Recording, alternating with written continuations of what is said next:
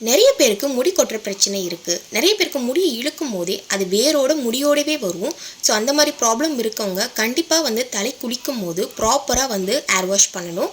Hair wash பண்ணதுக்கப்புறமா ஹேரை ப்ராப்பராக டவல் ட்ரையிங் பண்ணணும். அதாவது நான் சொல்கிற இந்த மெத்தடை நீங்கள் ஃபாலோ பண்ணிங்கனாலே முடி கொட்டுற பிரச்சனை 70% வந்து உங்களுக்கு கம்மியாயிடும். இதை நீங்கள் ரெகுலராக பண்ணணும். சரி, ஓகே. ஹேர் வாஷ் பண்ணதுக்கப்புறமா முடியை எப்படி டவலால் ட்ரை பண்ணணுன்றதை பற்றி தான் உங்கள் கூட நான் இன்றைக்கி ஷேர் பண்ணிக்க போகிறேன். நான் இதை தான் ஃபாலோ பண்ணிகிட்ருக்கேன். சரி வாங்க, இப்போ நம்ம வீடியோக்குள்ளே போகலாம். ஹேர் வாஷ் பண்ணுறீங்கன்னா ஃபஸ்ட்டு ஷாம்புவை அப்படியே உங்கள் ஹேருக்கு நீங்கள் அப்ளை பண்ணாதீங்க. இது கூட அரிசி வடித்த தண்ணி இல்லை அரிசி கழுவின தண்ணியோட தான் நீங்கள் ஷாம்பு சேர்த்து கலந்துக்கோங்க. இதை நீங்கள் உங்கள் ஹேருக்கு அப்ளை பண்ணி ஹேர் வாஷ் பண்ணுங்கள். ஹேருக்கு மெயினாக வந்து நார்மல் வாட்டர் யூஸ் பண்ணுங்கள், ஹாட் வாட்டர் யூஸ் பண்ணாதீங்க. ஹேர் வாஷ் பண்ணதுக்கப்புறமா முடியை போய் வெயிலில் காட்டாதீங்க. ஃபஸ்ட்டு வந்து டவலில் வந்து அதை ட்ரை பண்ணணும். தலை குளிச்சுட்டு வந்ததுக்கப்புறமா வந்து தலையை வந்து நல்லா சுற்றி ஒரு காட்டன் டவல் வச்சு நல்லா தொடச்சிக்கோங்க. அதுக்கப்புறமா டவலால் சுற்றி ஒரு கொண்டை மாதிரி போட்டுக்கோங்க. ஒரு 5 to 10 minutes பார்த்தீங்கன்னா தண்ணி எல்லாத்தையும் அந்த டவல் இழுத்துரும். அதுக்கப்புறமா தான் முடியை எப்படி காய வைக்கணுன்றதை இப்போ நான் சொல்ல போகிறேன். முடியில் இருக்கக்கூடிய ஈரம் வந்து வடிஞ்சதுக்கப்புறமா இப்போ டவலை வச்சு லைட்டாக வந்து தொடச்சி விடுங்க. நிறைய பேர் பண்ணுற மிஸ்டேக் என்னென்னு பார்த்தீங்கன்னா வெயிலில் போய் முடியை முன்னாடி போட்டு துவட்டுவாங்க. அந்த மாதிரி மட்டும் துவட்டாதீங்க. அந்த மாதிரி நீங்கள் துவட்டும் போது உங்களுக்கு 50% முடி கொட்டுதுன்னா இந்த மாதிரி பண்ணும்போது 75% அளவுக்கு உங்களுக்கு முடி கொட்ட ஆரம்பிச்சிடும். ஸோ அதுக்கப்புறம் பார்த்தீங்கன்னா வேரோட அந்த டவல்லையும் முடி வர ஆரம்பிச்சிடும். ஸோ அந்த மெத்தடை மட்டும் கண்டிப்பாக ஃபாலோ பண்ணாதீங்க.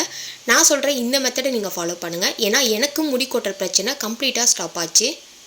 ஃபஸ்ட்டு வந்து பார்த்தீங்கன்னா டவலால் வந்து ஒவ்வொரு முடியாக எடுத்து மெதுவாக வந்து தண்ணியே வந்து வடிக்க வைக்கணும். ஸோ இந்த மாதிரி தான் பண்ணணும்.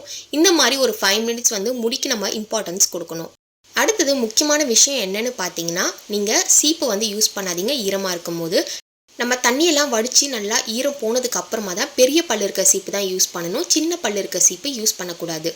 இப்போது தண்ணி லைட்டாக வந்து வடிஞ்சிடுச்சு. இப்போது கொஞ்சம் ஈரப்பதம் இருக்குது. இந்த டைம் என்ன பண்ணணும்னு பார்த்தீங்கன்னா முடியை சின்ன சின்ன வாக்காக எடுத்துக்கோங்க. இந்த மாதிரி எடுத்துட்டு முடியில் இருக்கக்கூடிய சிக்கை லைட்டாக எடுக்கணும். ஸோ கைகளாலேயே நீங்கள் எடுக்கணும்.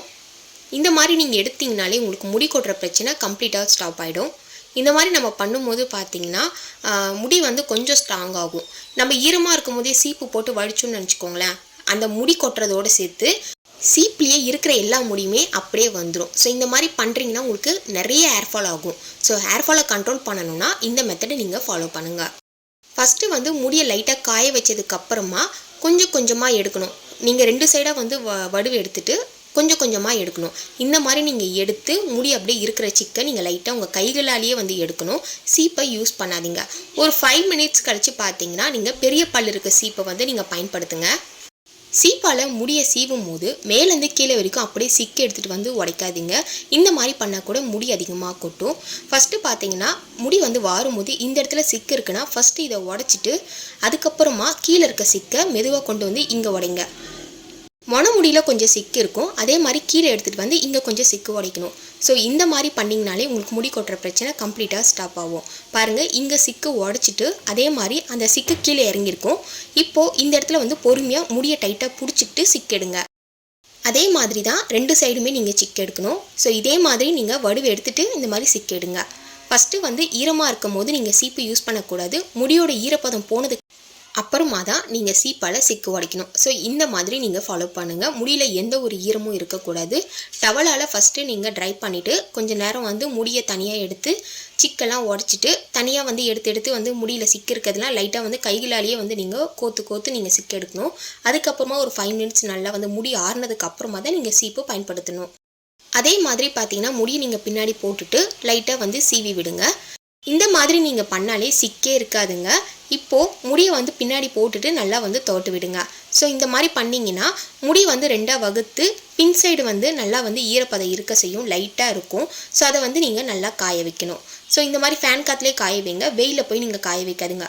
நிறைய பேருக்கு வந்து முடி அதிகமாக கொட்டுச்சுன்னா நீங்கள் வெயிலில் முடி அந்தளவுக்கு காட்டாதீங்க. ஸோ ஈரமாக இருக்கும் போது நல்லா வெயில் காஞ்சதுக்கு அப்புறமா கூட நீங்கள் வெயிலில் போகலாம். பட் வந்து நீங்கள் முடி அதிகமாக கொட்டுறவங்க மெயினாக வந்து ஹேரை வந்து லூஸ் ஹேர் விட்டுட்டு போகாதீங்க. முடியை நல்லா டைட்டாக பின்னி தான் நீங்கள் வெளியே போகணும். ஸோ இந்த மாதிரி பண்ணாலே வந்து முடி கொட்டுற பிரச்சனை இருக்கவே இருக்காது. ஸோ இந்த மாதிரி நீங்கள் பண்ணிங்கனாலே உங்களுக்கு முடியில் சிக்குமே இருக்காது. நீங்கள் சீப்பை வச்சு ஃபஸ்ட்டே நீங்கள் வாரிடாதீங்க, நல்லா காய வச்சுட்டு ஈரப்பதெல்லாம் போனதுக்கப்புறமா தான் நீங்கள் சிக்கு எடுக்கணும். அதுவும் பெரிய பல் இருக்க சீப்பை தான் யூஸ் பண்ணணும், சின்ன பல் இருக்க சீப்பை நீங்கள் பயன்படுத்தவே கூடாது. ஸோ இந்த மாதிரி பண்ணிவிட்டு நீங்கள் முடியை வந்து பின் சைடு வந்து நல்லா ஆற்றிடுங்க. இந்த மாதிரி இருந்தால் கூட டக்குன்னு வந்து தலைவலி வர ஆரம்பிக்கும். நல்லா ஈரப்பதம் போகணும். இந்த இடத்துல தான் கொஞ்சம் வந்து ஈரப்பதமாக இருக்கும். இது நல்லா காய வச்சுருங்க. வெயிலில் போகும்போது மோஸ்ட்லி வந்து லூஸாக விட்டுட்டு போகாதீங்க. நல்லா எண்ணெய் வச்சு டைட்டாக பின்னிட்டு தான் நீங்கள் வெளியே போகணும். இந்த மாதிரி பண்ணாலே முடி கொட்டுற பிரச்சனை இருக்காது. இதுக்கு நீங்கள் ஹேர் ட்ரையர் யூஸ் பண்ணவே கூடாது. ஹேர் ட்ரையர் யூஸ் பண்ணிங்கனாலே உங்களுக்கு அதிகமான முடி கொட்டுற பிரச்சனை இருக்கும். இது நான் ரீசெண்டாக வாங்கியிருந்தேன், பட் நான் யூஸ் பண்ணுறதே இல்லை. இது யூஸ் பண்ணதுனாலே வந்து ஏகப்பட்ட முடி கொட்ட ஆரம்பிச்சிடுச்சு. அதனால் இதை நான் விட்டுட்டேன். இப்போ நான் டவலால் தான் ட்ரை பண்ணிகிட்ருக்கேன். ஸோ முடியும் நல்லா வந்து அடர்த்தியாகவும் இருக்கும். முடி கொட்டுற பிரச்சனை பார்த்தீங்கன்னா எனக்கு கம்ப்ளீட்டாக ஸ்டாப் ஆகிடுச்சு. ஹேர் ஃபால் ப்ராப்ளம் இருக்கவங்க டவலால் ட்ரை பண்ணணுன்னா இந்த மெத்தடை நீங்கள் ஃபாலோ பண்ணுங்கள். இந்த வீடியோ பதிவு உங்களுக்கு பயனுள்ளதாக இருந்துச்சுன்னா நம்ம சேனலை மறக்காமல் சப்ஸ்கிரைப் பண்ணிவிடுங்க. உங்கள் ஃப்ரெண்ட்ஸ் அண்ட் ஃபேமிலிக்கே ஷேர் பண்ணுங்கள். Thank you so much. பாய்.